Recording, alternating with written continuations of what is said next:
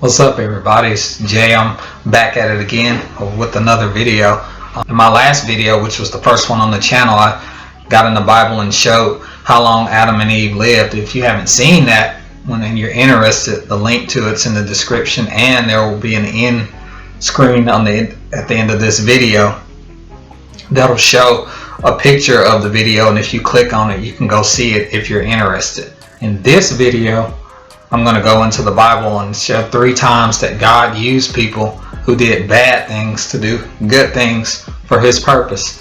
Now, if you like the video, feel free to click the like button. If you want to subscribe and see other videos on my channel, then simply subscribe. And if you just feel like going wild and wanting to share the video, and by all means, do what you feel.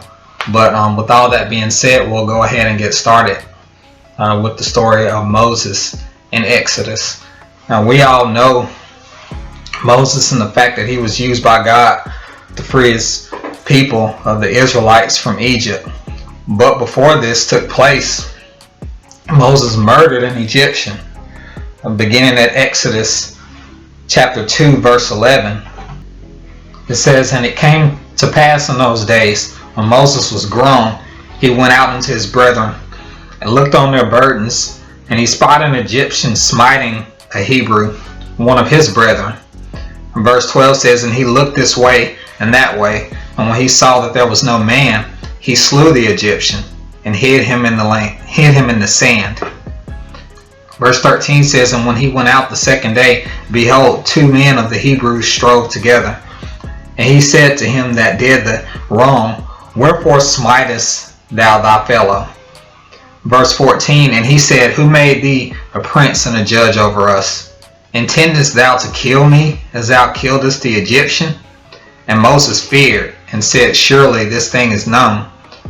Verse 15, "Now when Pharaoh heard this thing, he sought to slay Moses. But Moses fled the face of Pharaoh, and dwelt in the land of Midian. And he sat down by a well." So Pharaoh was seeking to kill him because he heard what he did. So he fled to Midian, where he became a shepherd. In chapter 3, it just begins with Moses just tending his flock. In verse 1, "Now Moses kept the flock of Jethro, his father-in-law, the priest of Midian. And he led the flock to the backside of the desert, and came to the mountain of God, even to Horeb." Verse 2 says, "And the angel of the Lord appeared unto him in the flame of fire out of the midst of a bush. And he looked, and behold, the bush burned with fire, and the bush was not consumed." Verse 3, "And Moses said, I will now turn aside and see this great sight. Why is the bush not burnt?" Verse 4, "And when the Lord saw that he turned aside to see, God called unto him out of the midst of the bush, and said, Moses, Moses. And he said, Here am I. And he said, Draw now nigh hither, put off thy shoes from thy feet, for the place whereon thou standest is holy ground.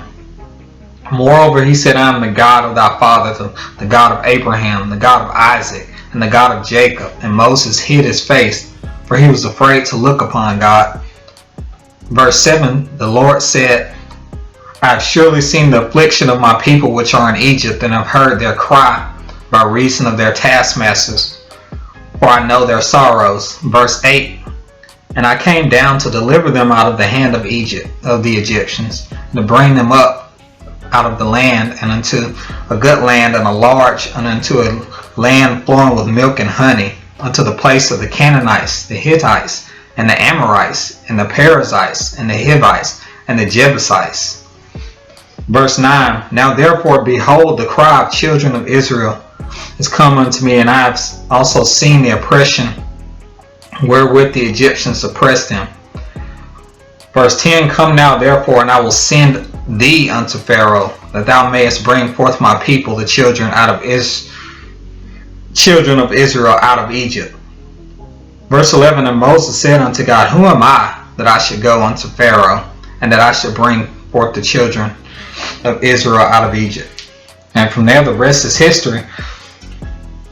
Moses eventually obeyed after God answered his questions over and over, but Pharaoh wouldn't let God's people go. even after plagues that included locusts and frogs and lice and people growing boils on their skin. But with the last plague, when Pharaoh lost his son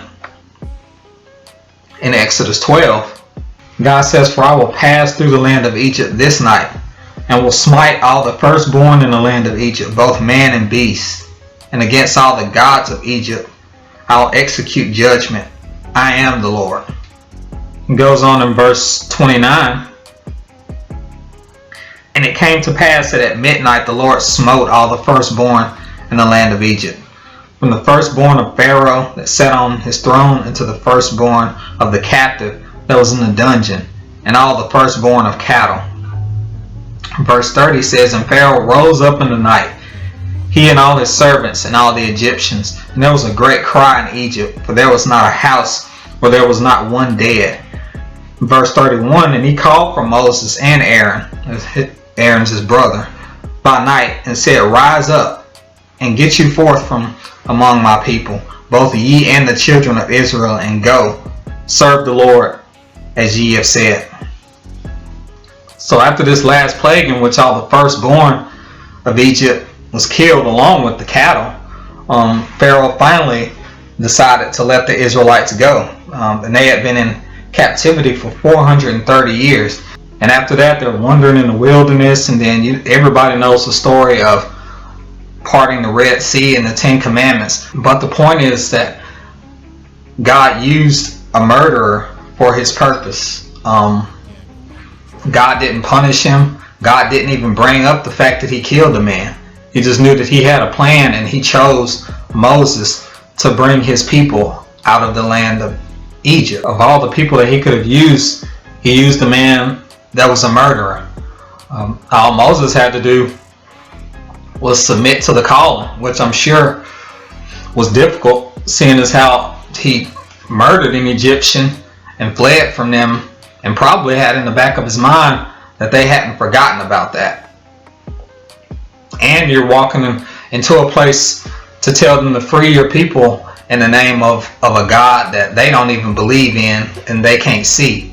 But he's definitely showed himself, and he used this guy Moses, who had committed a murder, to do so. To me, that's amazing. Next is Paul. Paul was actually born as Saul and was known as Saul of Tarsus, which is where he was born. Acts quotes Paul as saying he was a Pharisee, born of Pharisees. He was well educated. Now, what he became known for a time was the fact that he persecuted the church of God. This is a man that went after Christians. He stood by idle as Stephen, who was a deacon in the early church at Jerusalem, was stoned to death while traveling from Jerusalem to Damascus to arrest Christians. He had an encounter with Jesus. It tells the story in the book of Acts, chapter 9, and beginning at verse 1. "And Saul, yet breathing out threatenings and slaughter against the disciples of the Lord, went unto the high priest." Verse 2, "And desired of him letters to Damascus, to the synagogues, that if he found any of this way, whether they were men or women, he might bring them bound unto Jerusalem." Verse 3, "As he journeyed, he came near Damascus, and suddenly there shined round about him a light from heaven." Verse 4, "And he fell to the earth, and heard a voice saying unto him, Saul, Saul, why persecutest thou me?" Verse 5, "And he said, Who art thou, Lord? And the Lord said, I am Jesus, whom thou persecutest. Is it hard for thee to kick against the pricks?" And verse 6, "And he, trembling and astonished, said, Lord, what wilt thou have me to do? And the Lord said unto him, Arise, and go into the city, and it shall be told thee what thou must do."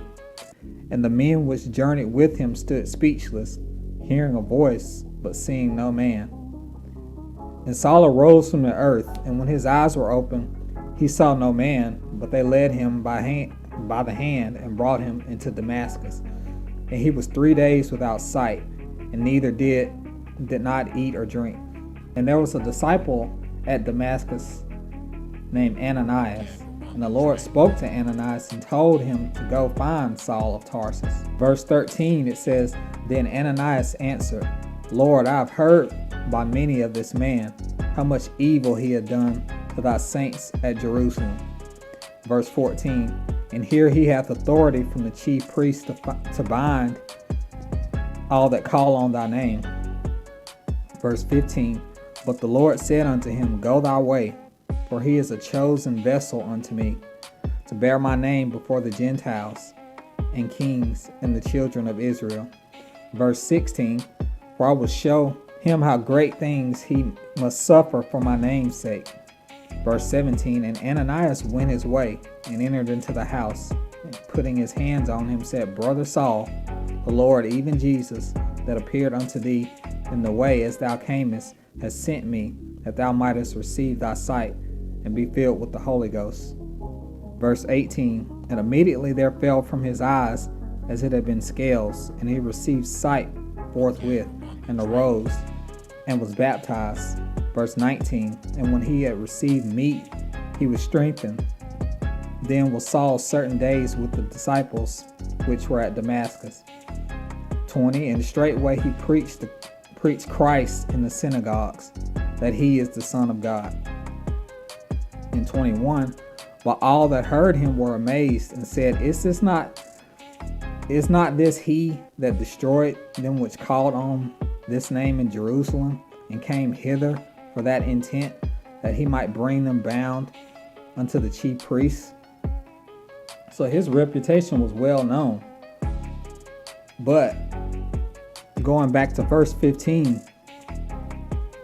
he says, But the Lord said unto him, again going back to Ananias, who he was speaking to, Go thy way, for he is a chosen vessel unto me, to bear my name before the Gentiles and kings and the children of Israel. So this chosen vessel was a man that was persecuting the people of God. And he wasn't referred to as Paul until Acts chapter 13, verse 9. It says, Then Saul, who is also called Paul, filled with the Holy Ghost, set his eyes on him. And Paul went on to be one of the most influential missionaries of all time. And he is attributed to 13 books in the New Testament.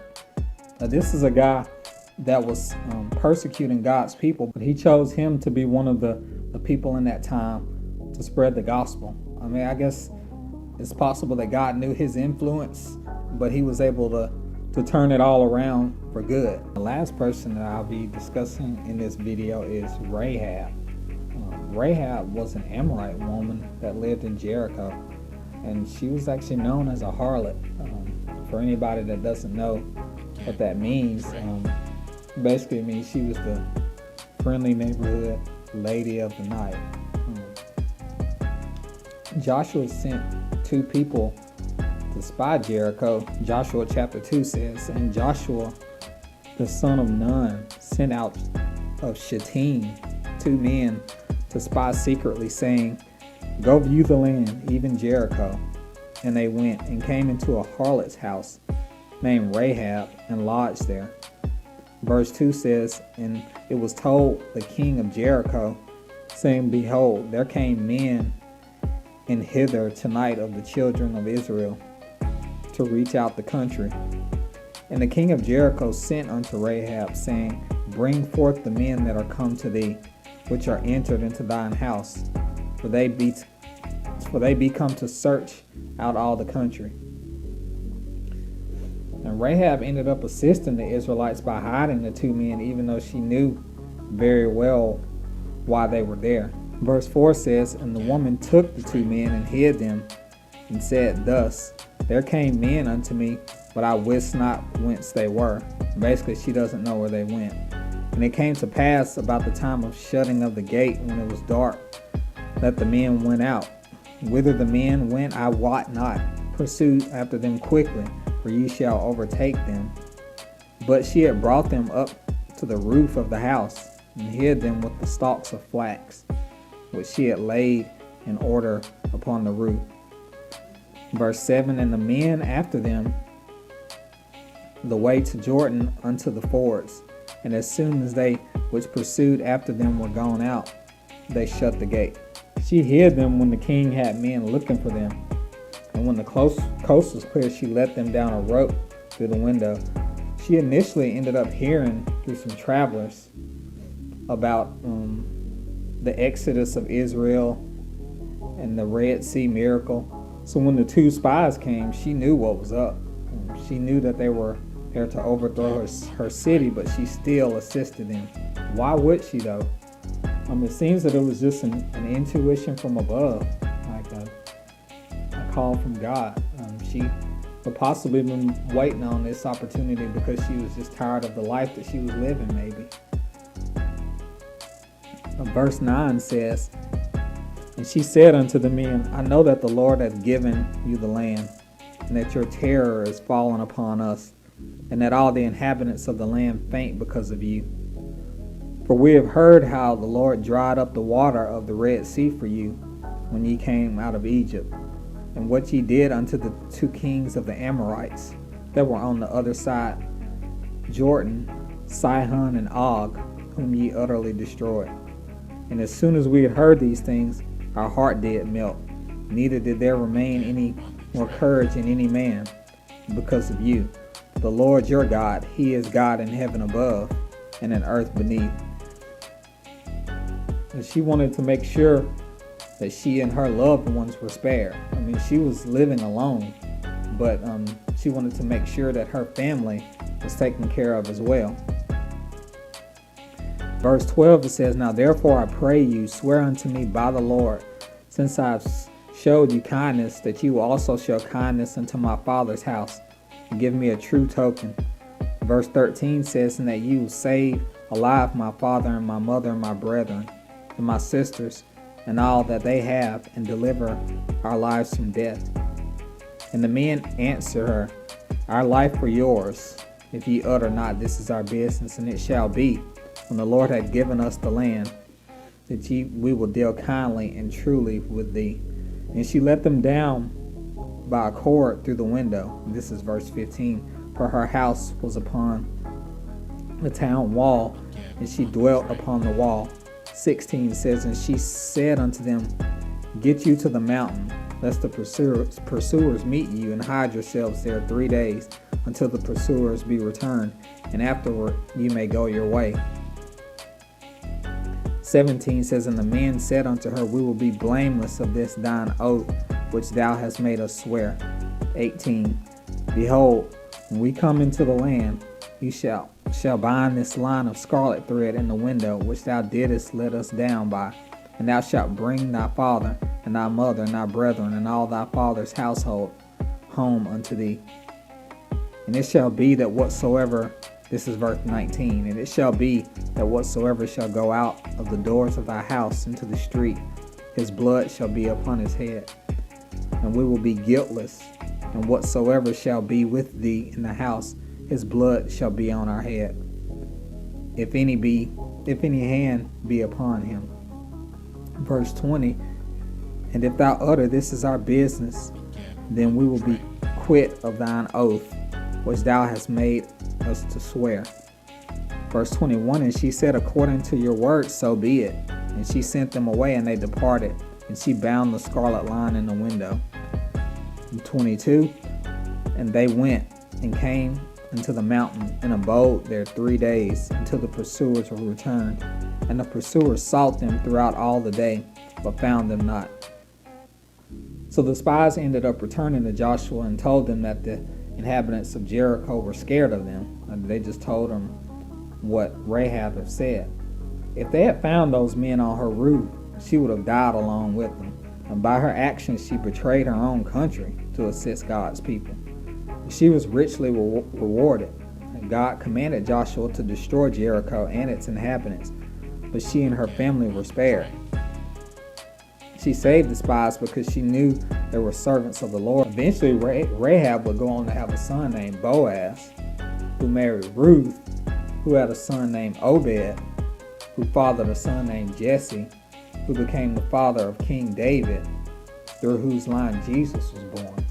So not only did she assist Joshua and the Israelites in capturing Jericho, because the whole plan might have been destroyed if she had told the king about those spies. And in doing so, she saved her family and turned her life around. But she ended up being in the genealogy of Jesus himself, which is just amazing to me.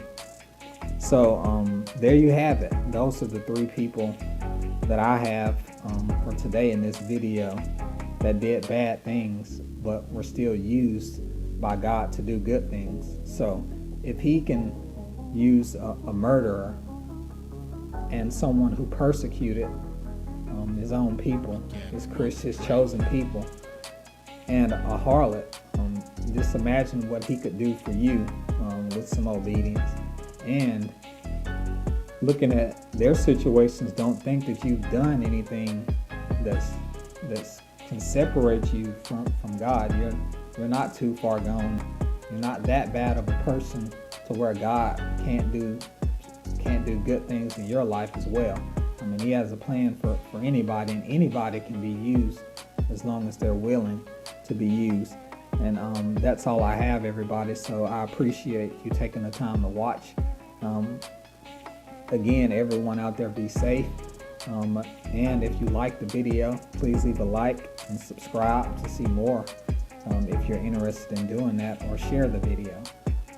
But everyone have a blessed day, and peace out.